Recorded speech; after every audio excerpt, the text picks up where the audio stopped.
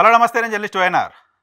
ఆంధ్రప్రదేశ్లో అధికార పార్టీ ఉచిత ఇసుక విధానం తాత్కాలిక విధానాన్ని తీసుకొచ్చింది. అక్టోబర్ నుంచి పూర్తి స్థాయి పాలసీ ఇవ్వబోతుంది. అక్టోబర్ నుంచి రీచ్‌లోకి ఇసుక మైనింగ్ చేయబోతున్నారు. సో, ఇసుక అంశానికి సంబంధించి గత ప్రభుత్వంలో తీవ్రమైన రాజకీయ విమర్శల్ని అప్పటి ప్రతిపక్షం చేస్తూ వచ్చింది. ఇసుక దోపిడీ జరిగింది అంటూ చెప్తూ వచ్చింది. నిన్న శ్వేతపత్రం పేరుతో ముఖ్యమంత్రి చంద్రబాబు నాయుడు గారు ఒక శ్వేతపత్రాన్ని విడుదల చేశారు.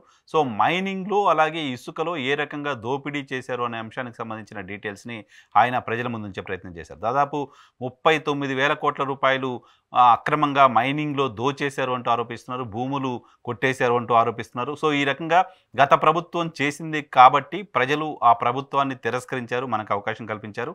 సో, ఇప్పుడు కొత్తగా మనం ఉచిత ఇసుక విధానాన్ని తీసుకొస్తున్నాం.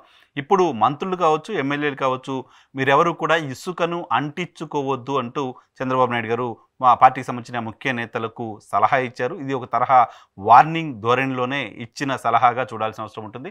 చాలా చోట్ల అధికారంలోకి వచ్చిన తర్వాత తెలుగుదేశం పార్టీకి సంబంధించిన నాయకులు కావచ్చు, ఇసుక పైన ఇప్పుడు గతంలో ఉన్న డంప్స్ దగ్గర నుంచి ఇసుకను చాలా పెద్ద ఎత్తున అక్కడి నుంచి తరలించేశారు, అమ్మేశారు లాంటి ఆరోపణలు వైఎస్ఆర్ కాంగ్రెస్ పార్టీ ఇప్పటికే చేస్తూ ఉంది.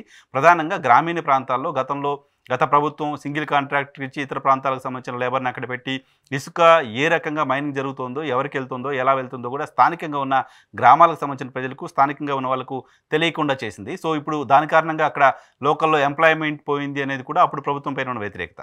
తాజాగా అధికార పార్టీకి సంబంధించిన నాయకులు కనుక ఇసుకలో ఇన్వాల్వ్ అయితే పూర్తిగా ఉచిత ఇసుక ఉంది కాబట్టి ఆ ఇసుక ద్వారా డబ్బులు సంపాదించుకోవాలనో లేకపోతే ఇసుకలో దోపిడీ చేయాలన్న ఆలోచన కనుక చేస్తే అది ఈజీగా ఇంకా ఎక్కువ స్ప్రెడ్ అవుతుంది, ఇంకెక్కువ ప్రభుత్వం పైన వ్యతిరేకత తీసుకురావడానికి సంబంధించిన అవకాశం ఉంటుంది. కాబట్టి ఎట్టి పరిస్థితుల్లోనూ ఉచిత ఇసుక పాలసీ విషయంలో జోక్యం చేసుకోవద్దు అంటూ మంత్రులకు కూడా ఆయన సలహా ఇచ్చినట్లుగా సమాచారం అందుతోంది. పార్టీకి సంబంధించిన ఎమ్మెల్యేలు కావచ్చు, ముఖ్య నేతలు కావచ్చు, ఎవరు ఇసుక అంటించుకోవద్దు, ఇసుక విషయంలో అవినీతికి పాల్పడ్డారనే పేరు మీకొస్తే అది అల్టిమేట్గా ప్రభుత్వానికి నష్టం జరుగుతుంది. సో, ప్రజలు మనకిచ్చిన అవకాశాన్ని మనం ప్రాపర్గా యూటిలైజ్ చేసుకున్నట్టు కాదు. కాబట్టి ఎట్టి పరిస్థితుల్లో ఇసుక జోలికి వెళ్ళొద్దు అంటూ చంద్రబాబు నాయుడు గారు పార్టీకి సంబంధించిన నేతలకు వార్నింగ్ ఇచ్చినట్లుగా సమాచారం అందుతోంది.